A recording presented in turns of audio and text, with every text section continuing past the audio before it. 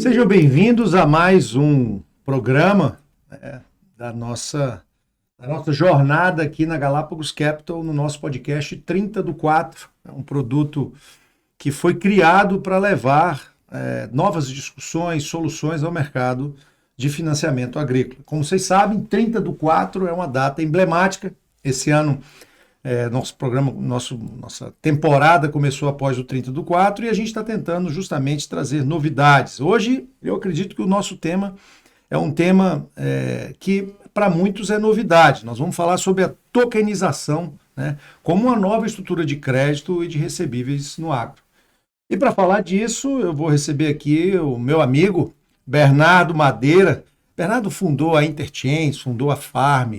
Durante mais de 30 anos é executivo de mercado, foi executivo também da IBM em tecnologia, é um entusiasta, né, de cripto, né, um arquiteto de sistemas, né, enfim, ele desenha essas infraestruturas, né, e nós vamos tentar seguir aqui traduzindo essa linguagem para o nosso público, né, e eu te recebo aqui com muita alegria, depois de muitos anos, né? Muitos anos Verdade, que a gente não se vê. Verdade. Trabalhamos juntos, o Bernardo me ajudou a construir o modelo de negócio, o caso de uso, né? Fizemos design thinking do Gira, contigo. né? Ele conduziu o design thinking. Eu conheci o Bernardo numa palestra que ele deu na Andave. E de lá para cá ele me ajudou naquela jornada e agora eu quero que ele me ajude a traduzir esse novo mundo, que é o mundo da tokenização, o mundo do cripto, e como é que nós vamos conectar isso com o agro. Bernardo, se apresente, por favor, aí para os nossos ouvintes, fala um pouquinho de você. Maravilha. Bom dia, pessoal. Novamente, meu nome é Bernardo Madeira. Vocês com certeza vão reparar no sotaque um pouquinho diferente. Eu sou argentino, mas já metade carioca. Eu sempre falo que sou carioquino, né? Já há 20 anos que estou aqui. Trabalhei durante 23 anos. Você deve estar feliz, né? Que a Argentina ontem deu show. O Messi ontem deu um hot trick aí que Deus me... Depois, como vai ao ar, né? Nosso programa é gravado, talvez seja daqui a alguns dias. Eu falo ontem, mas assim, a Argentina chegou chegando na Copa, né? E trabalhei parte da minha vida enterprise, da minha vida corporativa na Argentina, dentro na IBM. E parte aqui também. Sempre me dediquei a tecnologias de gestão de informação. E finalzinho de 2014, 2015, meu diretor worldwide vem e me fala: Bernardo, agora você é responsável por um novo negócio chamado blockchain. Falei, o que IBM tem que a ver? Que ano era isso? Final de 2014 e 2015, que começou toda essa... Logo depois do Satoshi soltar Satoshi foi 2008, né? Só que o que acontece? A curva da evolução da tecnologia, desde 2008, 2009, o primeiro paper do Satoshi foi em 2008, começou com muito foco, a evolução foi o entendimento da tecnologia aplicada à economia.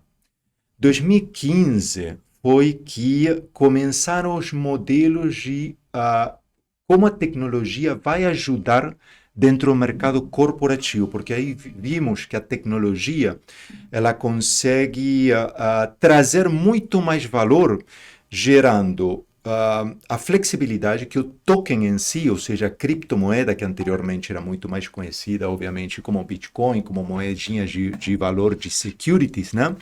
Agora a gente consegue criar moedas, graças ao modelo também proposto pelo Ethereum, de moedas lastradas em ativos reais, ou seja, o Real World Assets, RWAs, né? Então, cada vez que vocês escutam de um token RWA, é uma moeda exatamente igual a um Bitcoin, só que o valor que ela tem está sujeita, está lastrada, está ancorada a um ativo adjacente, ou seja, a uma saca de soja, a uma saca de café, a um carro, a alguma coisa que tem um valor específico e o valor está nomeado por esse ativo. Sim? Eu queria ajudar. A gente estava falando da apresentação do Bernardo, mas a gente já pulou para poder falar do nosso negócio mesmo, que é o token, né? O que acontece? Eu vou falar um pouquinho da minha jornada nisso, porque eu acho que vai ajudar o público que também, como eu, não é de tecnologia, a entender isso. Eu assisti essa palestra do Bernardo, vai fazer 8 anos atrás, Quando ele falou de blockchain, eu falei, mas que diabo é blockchain? Eu não conseguia. Aí fui para a internet, obviamente, entendi mais ou menos que aquilo era o modelo do Bitcoin. E aí eu fui até ousado, né? Eu fui fazer um curso de aplicações estratégicas de blockchain em Oxford, né? Porque eu falei, bom, já que eu vou estudar isso, eu quero entender. Eu tenho hoje uma especialização lá na Side Business School, que é a casa de business de Oxford, né? E foi lá que eu entendi. Mas o que que acontece? O que que é esse negócio de blockchain e o que que é a moeda virtual? É quando você consegue armazenar o valor, né, em um determinado elemento descentralizado. Essa é a tecnologia de blockchain, que é o que eles chamam de DLT, né? Distributed Ledger Technology. O que que é isso? Quando a gente tem alguma coisa no nosso computador, ele está gravado no nosso computador. Se eu altero aqui no meu computador, ele altera só no meu computador. Correto. Quando eu vou para a tecnologia de blockchain, quando eu altero aqui no meu computador, eu altero em todos os computadores do mundo uma cópia daquela informação. Então, por isso que é uma informação distribuída. É um livro contábil que está escrito em todos os lugares. E por isso que ele tem tranquilidade, ele tem segurança, né? E quando você fala de blockchain, é interessante falar, e Bernardo pode me ajudar, é o seguinte, é que você tem uma corrente que todas as alterações elas estão interligadas. Então esse bloquinho, cada vez que você muda, por exemplo, se eu pegar a Pri e mandar para a Pri aqui um Bitcoin, a Pri mandar para a Vic, e a Vic mandar para o Bernardo, na hora que eu pegar o Bitcoin do Bernardo, eu sei que ele saiu do Jean, foi para a Vic, e ou para a Pri, da Pri foi para a Vic, da Vic foi para o Bernardo. Então, você tem todo o histórico de... Então, e como essa história está escrito em todos os livros contábeis do mundo, em todo lugar que tem uma cópia, então eu mudei em todo lugar, eu tenho segurança. Basicamente é isso, né? Eu gosto de exemplificar, porque é muito simples. A tecnologia a gente consegue realmente... Não é simples não. Não, mas a tecnologia a gente consegue simplificá-la com um exemplo do livro Razão, onde cada página tem uma numeração e onde cada página, obviamente, tem as transações. Então, o blockchain é uma reserva de valor, que tem as moedinhas, mais um livro-razão que registra as transações dessas moedinhas. Eu queria voltar de novo para essa questão da moedinha. Porque todo mundo, quando você fala de moeda, vai pensar numa moeda, vai pensar numa nota de 100, vai pensar numa nota de 200, vai pensar em dinheiro. E quando você fala em armazenamento de valor, a moeda é qualquer coisa. Uhum. Então a moeda pode ser esse microfone. Eu posso pegar, emitir uma moeda inclusive, não sei se você sabe, eu fundei uma empresa, não deve saber, que é depois que a gente se encontrou, que chamava Hectai. Chama Hectai. E a Hectai é o nome da primeira moeda que ela era multifacetada. Então, por exemplo, você tinha um Hectai que valia 1 quilo de sal. Então, emitia-se uma moeda Hectai, que é uma palavra grega, que inclusive dali deriva, hectare, vem dessa palavra. E essa moedinha valia um saco de sal. Mas para uma garrafinha d'água, era uma outra moedinha com outro desenhozinho que valia... lastrada, né? Uma moeda que está lastrada. Não, ela não tinha lastro, ela representava. Ela representa, isso. Então, assim, eu quero comprar água, eu tenho a moedinha de comprar água. Por isso que chegamos no lastreado. Quando ele fala de lastreado, é diferente. Ó. Essa garrafinha se transforma numa moedinha. E essa moedinha é chamada de token. É isso? Isso mesmo. Porque, exatamente. E dentro do blockchain eu vou ter todas as vezes que essa moedinha vai mudando. Foi transacionada de carteira em carteira. Transacionada, saiu de um para o outro. Então tem que traduzir tudo aqui. Né? Sim, a gente tem que partir dessa premissa para que todo mundo possa compreender. Mas enfim, vamos lá, continue a jornada aí que você estava seguindo. Então, e aí, 2015 assumi a parte de blockchain para modelos corporativos. Por que modelos corporativos? Na IBM. Por que isso? Porque com essa flexibilidade que você tem de poder criar moedas lastradas a valores reais, a valores físicos. Ou a bens físicos. Ou a bens físicos, okay. Você consegue também dar a rastreabilidade de uma cadeia inteira. Por exemplo, se você cria um token, ou seja, uma moedinha, que está lastrada ou ancorada, relacionada a 1 quilo de carne, você consegue lastrar, você consegue rastrear entre todos os elos da cadeia por onde que essa carne passou. Então, de maneira muito simples, acaba conectando diferentes elos de uma cadeia de suprimentos.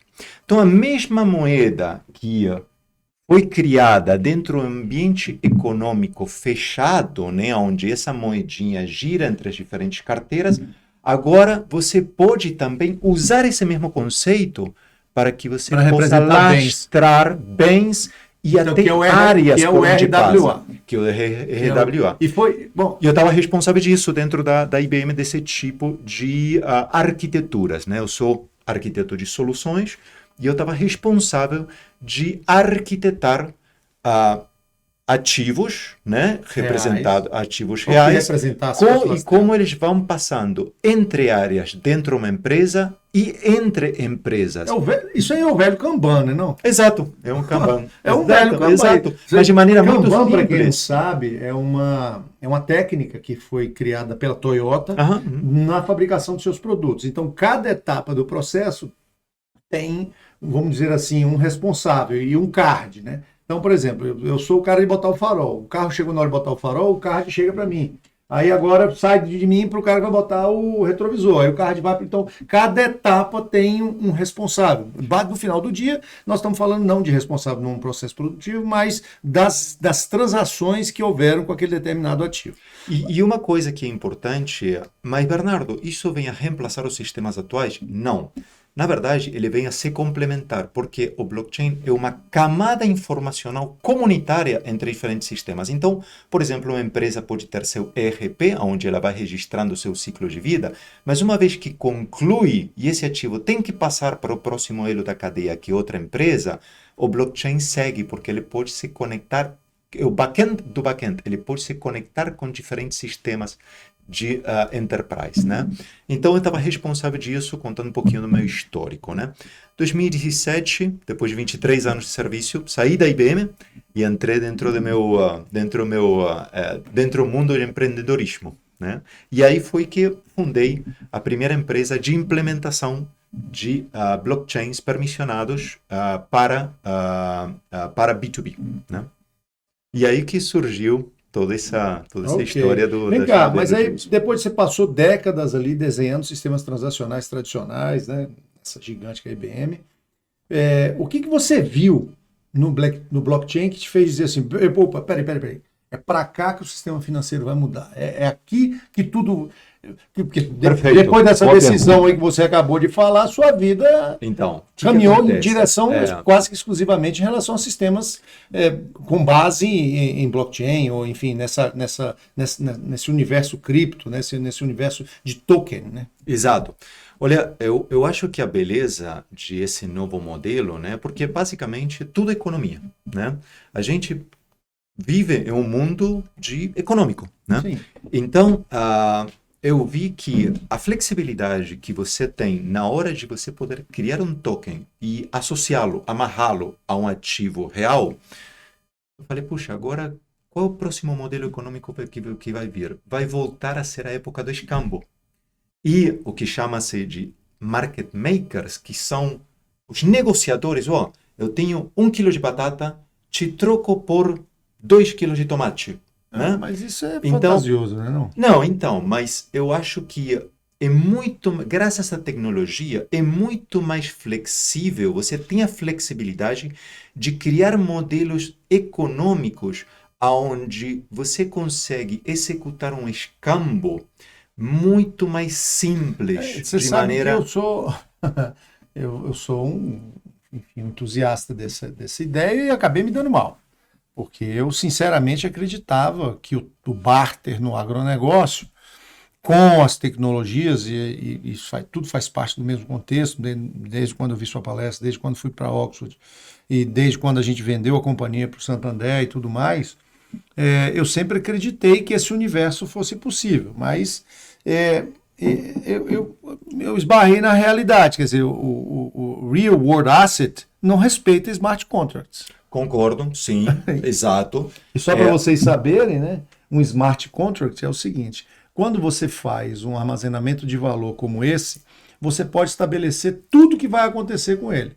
Ou seja, quando é que sai de mim para o Bernardo, quando é que sai do Bernardo para a Vicky ou para quem quer que seja, em que condições. Então eu posso colocar todas as cláusulas para que aquela moedinha circule dentro do smart contract. Porque vamos sair do universo do Bitcoin, que é uma moeda, e vamos para o universo, digamos assim, de cripto, né? De criptos, em um modelo mais amplo, ou seja, de programações com base na tecnologia de blockchain e que tenham os smart contracts como regras transacionais, não é isso? Perfeito. Sim, eu concordo.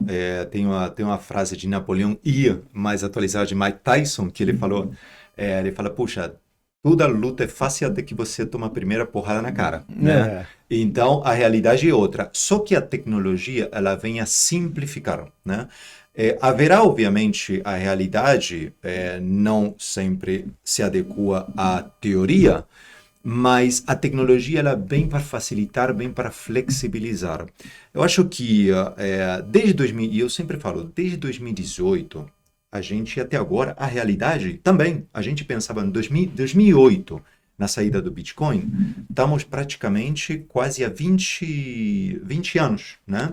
E ainda não se aderiu ao sistema mundial. Todo mundo pensava que o futuro seriam as criptomoedas, que acabaria o dinheiro real, que acabaria, e não aconteceu. Depois a gente pode falar até do Drex, que a gente estava conversando aqui, que achou-se que ele ia vir, de repente o Banco Central desistiu dele. Então, obviamente, ou seja, a gente realmente pensou que que tecnologia não teve aderência durante 20 anos, mas ela continua.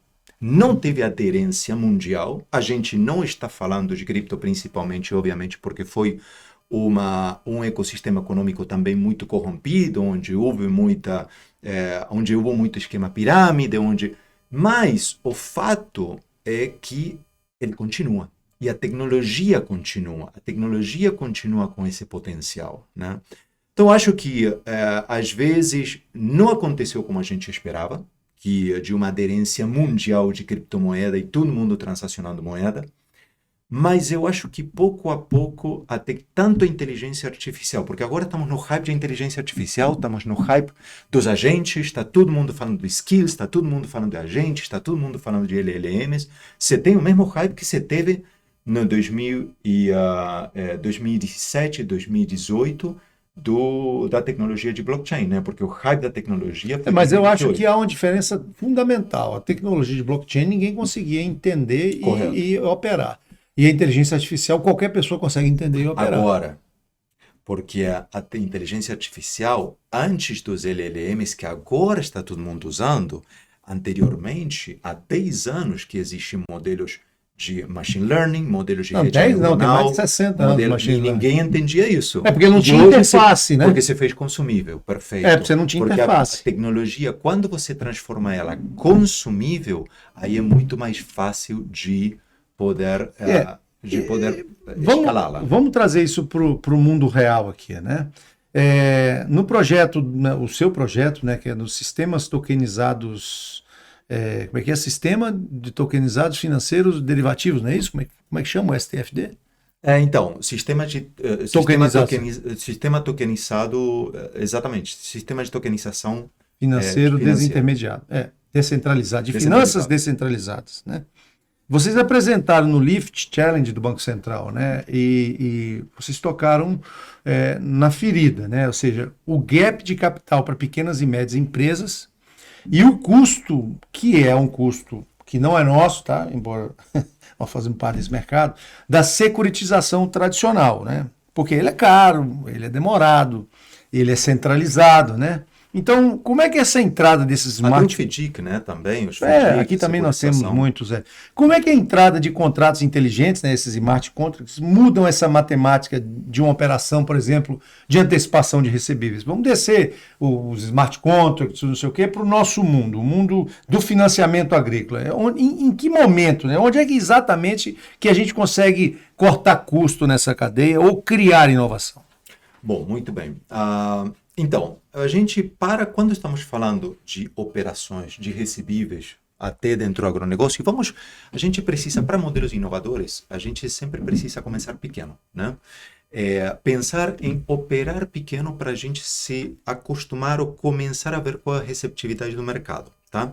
Mas acontece que desde 2018 que sempre se falaram de como tokenizar fundos. E até agora, tokenizar por tokenizar, já existe a moeda real, ou seja, a moeda brasileira, né? Ok. Então, sempre com a tokenização, falaram, poxa, mas qual o valor que, na verdade, vai servir se a gente tokeniza um real, se criamos uma stablecoin de um real e tokenizamos esse real?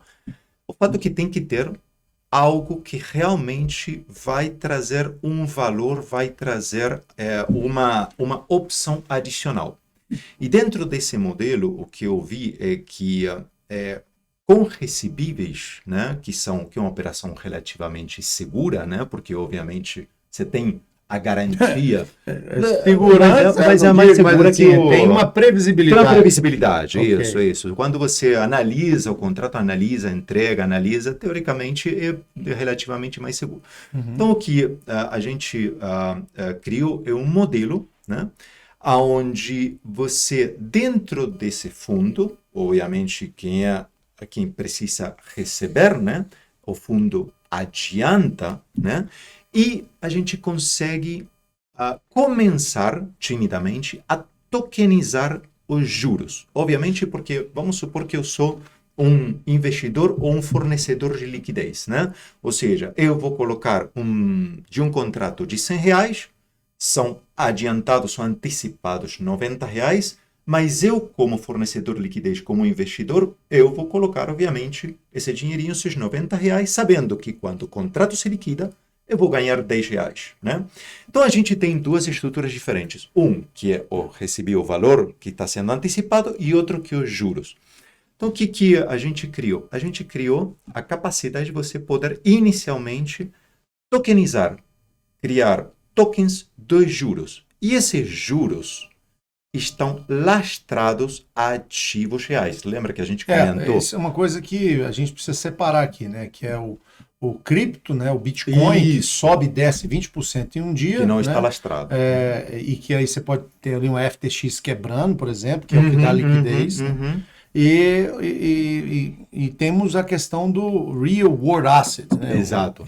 Sair do Bitcoin para o Real World Asset, né? Então, assim, o que você está me dizendo, assim, que o seu token é, na verdade, é apenas um envelope digital. É um envelope digital de um ativo, que pode ser uma saca de café, que pode ser uma saca de pimenta, que pode ser e ele acompanha, porque Mas por que você quis tokenizar só os juros e não a operação toda? Porque o modelo inovador, a gente precisa perfeito.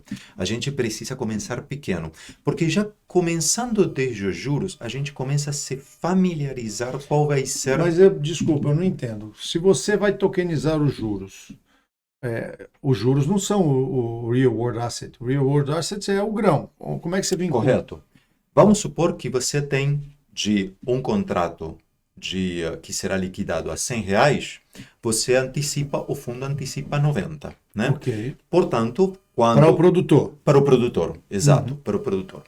Aí você vai ter, como fornecedor de liquidez investidor, coloca 90, sabendo que quando se liquida o contrato em 90 dias, você vai ter um lucro de 10. Vamos desenhar isso. O produtor entrou no modelo aqui que a gente tokenizou o ativo dele. Então, ele está com o ativo tokenizado e alguém compra esse produto. Quando alguém compra esse produto, alguém fala assim, vou te pagar em 90 dias 100. Correto. Só que o produtor que vai para o fundo. Só que o produtor fala assim, beleza, eu quero dinheiro agora. 90 eu quero agora. E eu falo assim, beleza, eu só te dou 90. Ok? No final do dia, eu tokenizei tudo. Tokenizou inicialmente os Não, juros. eu tokenizei tudo, porque eu dei o dinheiro de 90 para ele. Não posso emitir um token só de 10, eu tenho que emitir um token de 100. Não, mas o produtor não está envolvido dentro da operação. Ele recebe o dinheiro. Então, você tokenizou, então, o recebível, de 100. Eu tokenizei o recebível. Por um desembolso de 90. E eu tokenizei. Inicialmente, você pode tokenizar tudo? Pode. Mas a gente está começando somente com os juros, porque a gente quer experimentar como que vai ser a operação, e inicialmente nos juros. Eu acho muito agressivo, muito arriscado tokenizar absolutamente todo o fundo. Por que isso? E eu te explico por que os juros. Eu continuo não entendendo, mas tudo bem. Então, por que só os juros? Porque se você tokeniza os juros, lembra que Um token está associado a um valor que é uma, E no caso vai ser só 10. saca de soja. No seu exemplo é só 10. Só 10. Vamos supor que a saca de soja hoje está a R$5. Então, Tá? duas sacas de soja. 2 sacas de soja. Eu tokenizei e você dá a opção também para o investidor. Você pode tokenizar. Vai ter direito a 2 moedinhas que correspondem a 2 sacas de soja. Vamos para a saca de café que é um pouquinho mais. Então você dá ao investidor, eu posso te pagar 10 no final na liquidação, ou dentro dessa operação, você vai ter 2 moedinhas correspondentes às 2 sacas de café. E aí ele vai correr E ele o vai mercado. acompanhando, né? Vai acompanhando a variação da saca de soja até quando se liquida o contrato. Se a saca de soja, lembra que ele tem 2 tokens correspondentes à saca de soja, a saca de café, correspondentes que estão lastrados à precificação da saca de café. Então, dia a dia, ele vai vendo qual o valor. Pode estar subindo ou pode também estar Você descendo. vai ter que botar um Oracle aí nesse contrato. É um oráculo, exatamente. É um oráculo. Mas vem cá. Vai ter um oráculo. Mas esse oráculo, vamos lá, de novo. Isso vai exigir que o fundo faça um hedge. Correto. Para garantir a liquidação. Aí vai aumentar o custo de novo. Não. Isso é...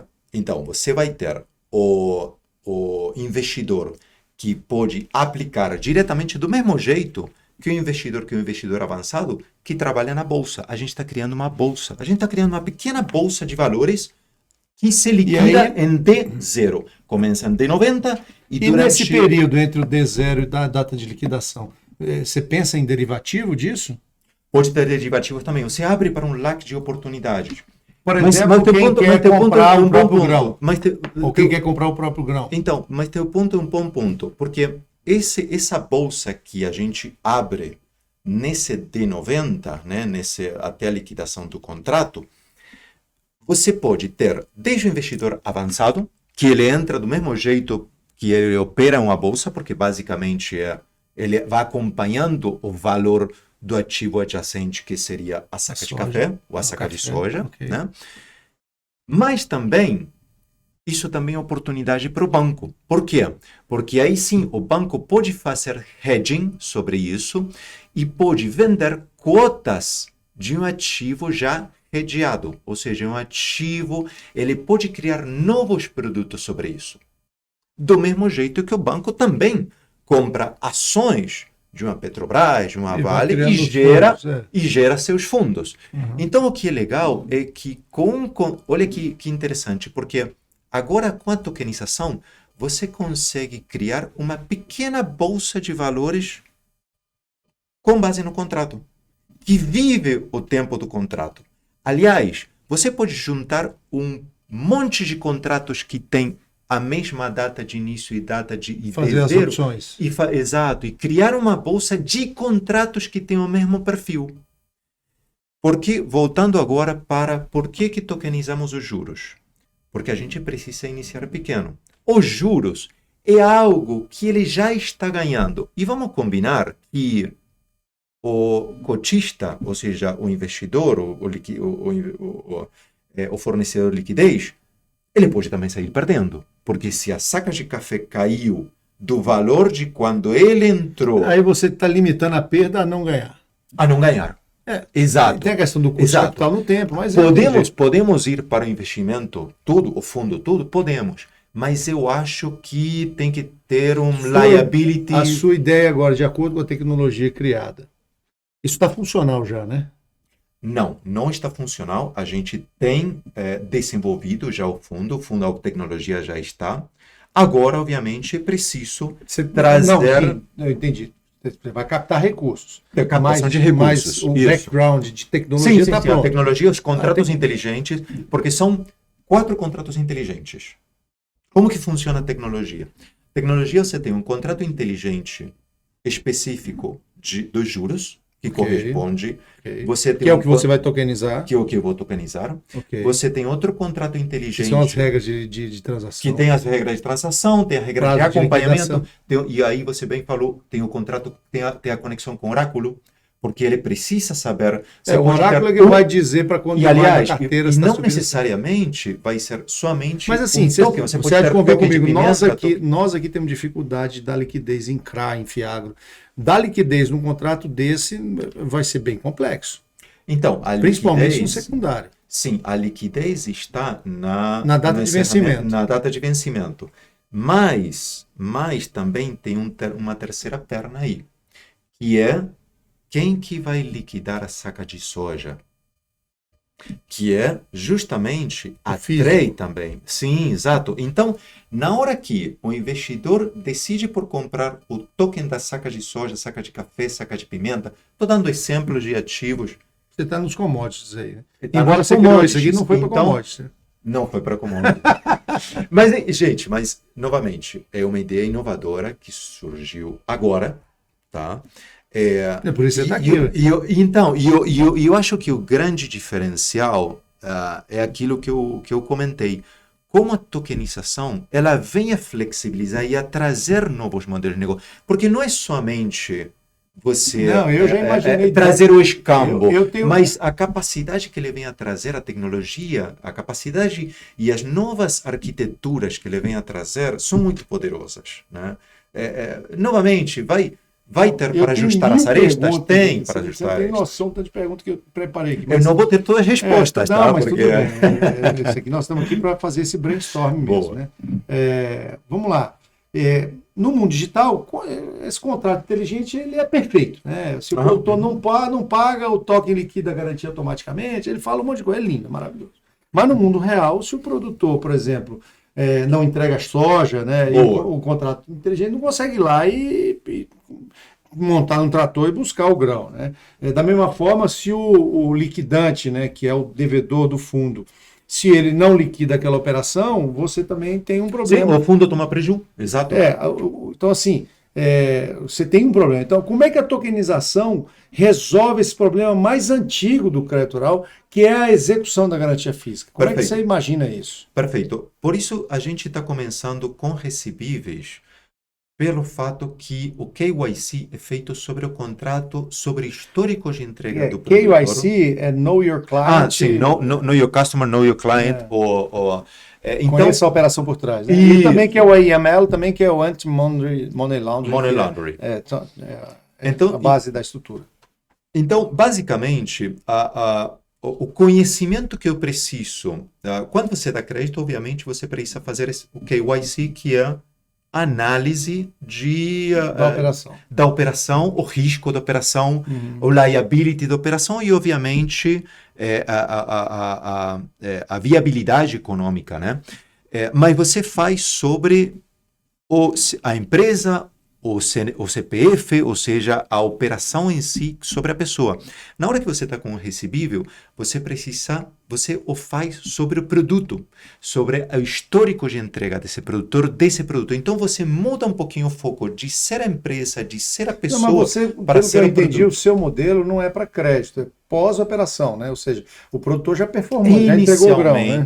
Inicialmente, pós-operação. Poderá ser migrado para outras operações que sejam de crédito? Eu acredito que sim, porque mais ou menos é a mesma estrutura, mas eu quero ir como um modelo inovador. A gente tem que ser mais conservador e ir sobre algo que seja mais fácil até de analisar. Por exemplo, um bom caso de uso para esse são os marketplaces. Por que o marketplace? Bernardo, aonde que você aplicaria isso? É marketplace. Por quê? Porque o marketplace já conhece da operação, já conhece a viabilidade do produto, já conhece a qualificação do produto, ele já tem o KYC sobre o produto. Né? Então, que é a performance número 1 do smart contract. Exato, que a performance também, como ele vai performar e a capacidade de liquidez e o risco que tem que esse fundo, novamente, tenha a viabilidade. Exemplo, que o ativo já esteja custodiado antes de emitir o token, né? Usando o IoT, nos rios, para trabalhar a movimentação física. Né? Eu entendo isso, mas assim, eu acho que um dos grandes desafios de tecnologias como essa é você passar a controlar o ativo. Quer dizer, o token representar um trânsito do ativo, mas a propriedade do ativo está vinculada ao token. Porque enquanto a propriedade do real world asset, porque se é um ativo do mundo real, o detentor do token deveria ser o dono do ativo. O detentor do token Deveria ser o dono do ativo, até o momento da sua liquidação. Sim e não. Porque no final do dia ele representa aquele valor. Né? É igual aquela história que a gente começou no início. Mas tudo bem, sim, mas dentro da leque de ofertas que você pode criar de moedinhas do juro, não necessariamente vai ser exclusivamente uma moedinha com lastro, ou seja, o relacionado a uma commodity. Você pode ter vários tipos. Você pode ter uma moedinha. Por isso que também o banco pode falar: eu vou fazer uma composição de moedinhas de saca de pimenta, saca de soja. Já é quase um ETF. É quase um ETF. Mas você tem essa flexibilidade de você poder... eu entendo, mas você não acha que antes da gente tornar complexo, a gente deveria tornar simples? Porque, por exemplo... Sim, lógico. No STFD, né, que é o Sistema de Tokenização de Finanças Derivativas, né, que é o seu sistema... Descentralizado. Descentralizado. Você propõe que o juro do recebível seja indexado à variação da commodity. Essa é a sua proposição. E aí, obviamente, vem a questão do oráculo, que eu até gostaria que você explicasse. Mas nós sabemos que o preço, por exemplo, da tela lá de Chicago não é o preço da safra, por exemplo, em Sorriso ou Sinop, por uma série de questão de bases, por exemplo. Né? Como é que o contrato inteligente lida com esse basis risk e com os prêmios regionais na hora de liquidar o token para o investidor? Novamente, ainda isso não está real life, tá? Ou seja, está arquitetado, já está desenhado, já está desenvolvido, só que não está provado. A referência deveria ser, por exemplo, uma bolsa de Chicago. Por exemplo, começar com a bolsa de Chicago. Agora, vai evoluindo o modelo. Se você indexar no momento de emissão, você pode considerar essa indexação para o momento de liquidação. Para o momento de liquidação. Agora, você pode chegar a ter um token correspondente a uma saca de café de negociação de uma região do Brasil e outro token da mesma saca de café, mas indexado a uma bolsa. Pode ser. É mudar o indexador, né? Exato, é mudar o indexador. E é justamente esse o papel do oráculo, né? E esse é o papel do oráculo. Manter o preço de acordo com o indexador que você determinou para o momento de emissão. E outra coisa legal, você consegue também um banco poderia também fazer hedging do mesmo commodity entre diferentes mercados. Porque eu posso criar um token. Novamente, estamos indo bem mais para frente, tá? Não quero complicar algo, né, que é algo que é inovador, né? Isso, e que está em nascimento, né? Mas você não só pode fazer hedging de duas moedinhas representando a mesma commodity, mas indexadas em diferentes mercados. São as finanças descentralizadas. Finanças descentralizadas. Mas olha que legal, você também pode criar a capacidade de gerar opções sobre isso. Por quê? Vamos supor que eu escolhi de ter essas duas sacas de café, tá? E você entrou eu entrei no D90, né? Na hora que abriu o fundo, e você entrou no D45, tá? Eu posso, para o caso, e não tem mais moedinhas, por exemplo, eu posso, para o caso, vender, ou se tiver independente, eu posso, para o caso, também ter um contrato inteligente de opções, onde eu posso te falar, Jean, você pode comprar o direito de, a 10 centavos, de comprar uma moedinha a R$5. Se lá no final do contrato, em D0, estiver a 5,50, você vai ganhar 40 centavos, porque você pagou 10 e tem o direito de me comprar a saca de soja a 5. Tá? Chegando, se estiver a 5,50, você me executa e liquida e ganha 40 centavos. Se não estiver, se estiver, obviamente, a menos o valor menos de 5,10, né, que é o valor total que você pagaria pela operação, simplesmente você investiu É a 10 mesma centavos. coisa da bolsa de valores. Exato, É a o mesma mesmo coisa. sistema. Mas vem cá, vamos lá. uma No sistema bancário tradicional, por exemplo, se o Bradesco tem um problema, o Itaú ainda está funcionando. Então, assim, no modelo de um fundo como esse, tokenizado, né, e se uma regra dessa, por exemplo, do contrato inteligente der um erro de código, por exemplo, ou se a plataforma, por algum motivo, sofrer um ataque hacker, sei lá o que for, o que acontece com o dinheiro do investidor do fundo? Porque qual é o seguro depósito do mundo tokenizado? O que garante esse mundo? Não, então, o contrato inteligente, ele não toca o dinheiro físico. É tudo uma representação. É tokenizado. Até por isso é que um dos contratos, lembra, eu te falei que são 4 contratos inteligentes? Na hora que o dinheiro entra fisicamente na conta do fundo, ele é representado como BRL, ou seja, como tokens de stable para o fundo em si, e ele é representado também como BRL em outro contrato inteligente, que é o dos juros. Também se tem o outro contrato inteligente que representa as moedinhas, que é opcional, tá?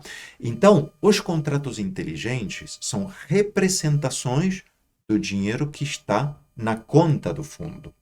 Sim, mas Exato. o dinheiro foi Então, para lá, a o grão foi operação- para cá, no final das contas ficou o de recebível que foi o derivativo. Sim. Ou seja, esse fundo serve como um fundo de contabilidade de liquidação, tá? Mas, novamente, como tudo, tem que ser seguro. Hoje, a evolução da infraestrutura de blockchain dos contratos inteligentes é o suficientemente seguro como para que um mercado trilionário, como é o mercado de Sim. cripto, Eu ia chegar nesse ponto. tem que Eu ia seguir chegar as nesse boas ponto, práticas. porque uma estrutura como essa, a meu ver, ela pode ser a porta de entrada para o universo cripto, né? Por exemplo. Então, você tem inúmeras moedas ao redor do mundo que estão tentando entrar na agricultura brasileira, né? Por exemplo, eu espero receber aqui a Júlia Cariani, que é a head comercial da Tether, no próximo episódio, ou num dos próximos episódios. E é justamente isso, a Tether está buscando uma forma, ela é um stablecoin, né? Representa uma quantidade de valor que transaciona diariamente, é a maior do mundo. Seria, inclusive, uma das 15 maiores economias do mundo, só que ela transaciona diariamente. Então, assim, tem muito dinheiro envolvido ali. E um dinheiro que já está acostumado com a linguagem de smart contracts e tudo mais, né? Basicamente, porque no final do dia, moedas, né? No final do dia, um fundo como esse deveria ser a porta de entrada para esse tipo de capital. Sim.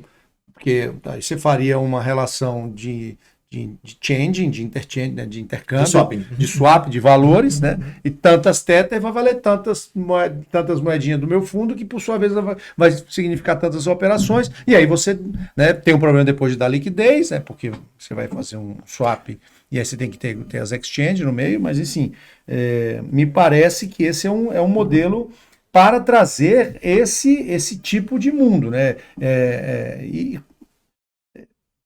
Emitir uma CPR e tokenizar, né? Vai precisar de um armazém de rating, de histórico, né? E eu fico imaginando como é que nós vamos conectar esses dois mundos. Sim, isso. Aí você tem 2 tipos de modelos diferentes. Um modelo que é o ecossistema de cripto, onde você bem falou, o dinheiro está nos contratos inteligentes. É lá que o dinheiro está. Nós temos que criar agora no final do dia eu vejo o seu sistema como como é que eu vou falar, um meio do caminho, né? Intermediário entre o mundo cripto e o mundo real. Isso chama-se Centralized Finance, ou seja, o modelo CeFi, ou CeFi, né? E o modelo DeFi, que é Decentralized Finance, que é justamente tudo baseado em contratos inteligentes. Qual a diferença? É que o modelo CeFi, você tem o dinheiro está basicamente nas contas bancárias, né?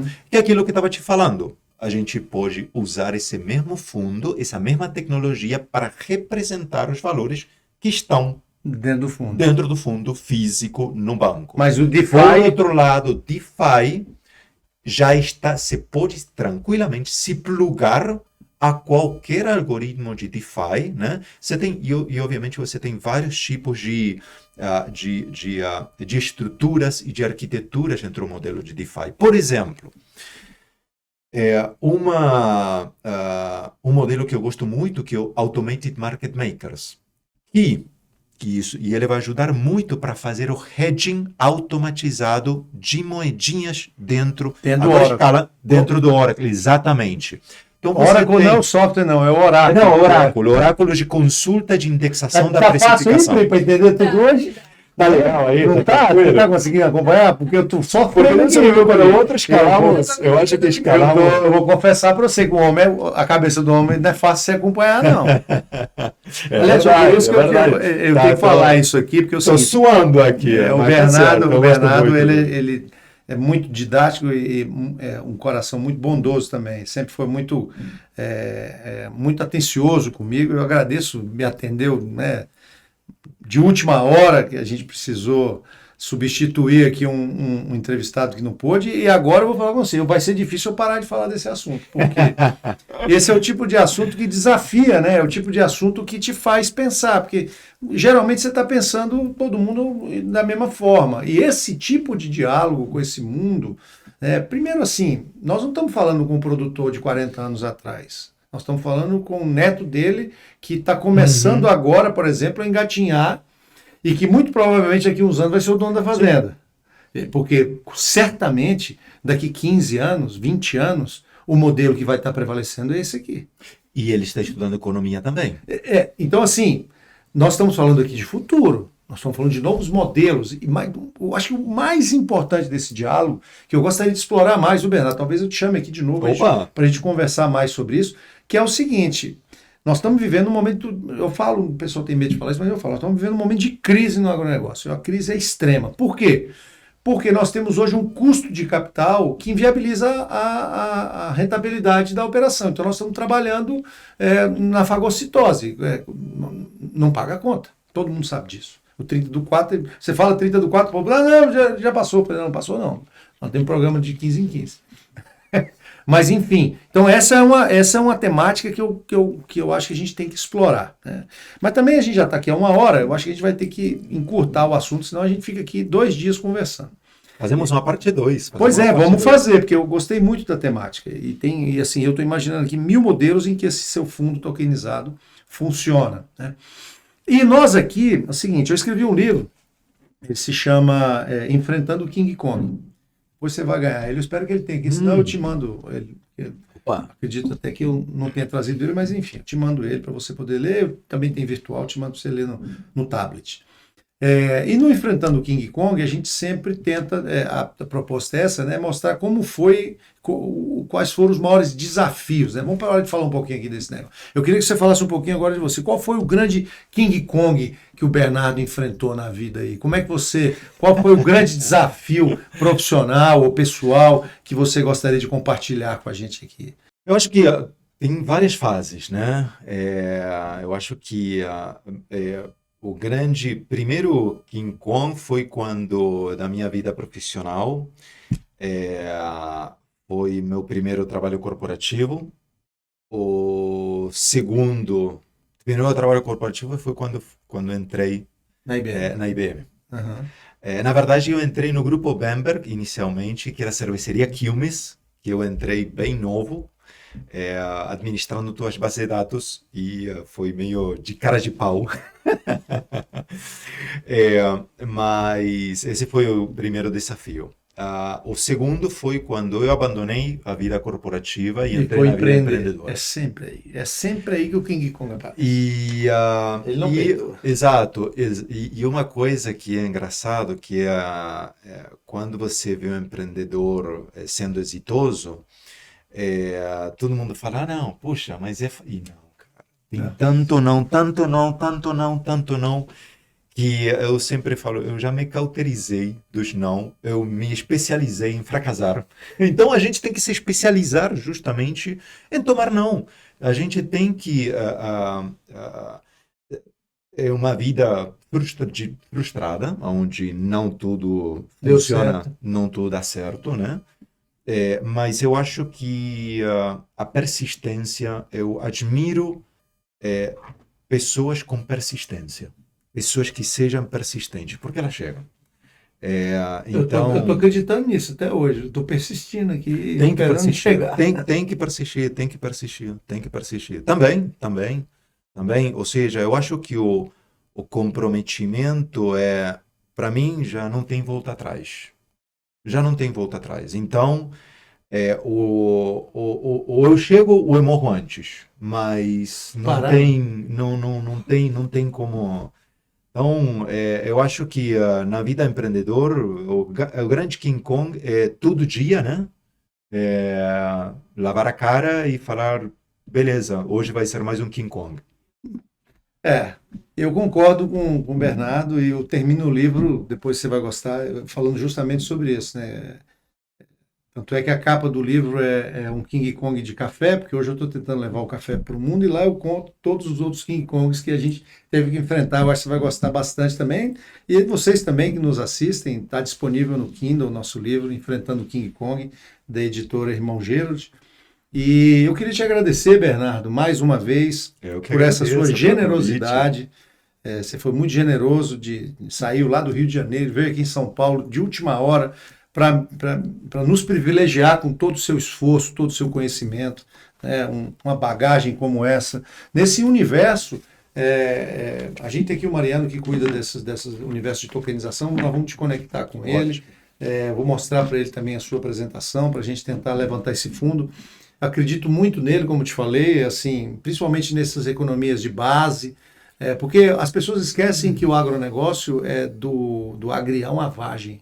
Né? Uhum. Quer dizer assim, nós temos inúmeros produtos agrícolas de menor valor, que não têm produtos de financiamento, que as cadeias são curtas, igual você falou, e que é preciso achar algum modelo de financiamento que nós possamos dar fluidez econômica, né? Eu sou cacauicultor também, então na cacauicultura a gente vê muito isso, né? O pequeno produtor sem acesso a redes de financiamento, porque não tem um CAR, porque não tem um CCIR, não fez o seu georreferenciamento, não tem elementos para isso, né? Não tem uma auditoria contábil, não tem uma auditoria ambiental, aí a trader não consegue comprar dele e aí ele acaba tendo que vender a commodity a um preço menor, não consegue fazer investimento em adubação. Estou falando só da cacauicultura, mas essa é uma realidade que ela Sim, o acaba. hortifruti também. Pessoal, às vezes, HF. R$ 2.000 está precisando para trocar o carro e de repente o carro parou na hora que ele está Quebrou. levando, quebrou o carro e não por R$ 2.000 Então, ele assim, não a consegue agricultura fazer. brasileira tem que sair desse universo só das grandes commodities Uhum. e, como eu costumo dizer, cuidar do agrião à vagem, né? Mais uma vez, muito obrigado pela sua presença. Esse foi o 30 do 4, derivativos de ativos agrícolas tokenizados. Você não pode perder. Nós nos vemos no próximo programa. Muito obrigado a todos e Deus nos abençoe. Obrigado, pessoal. Obrigado, Jean.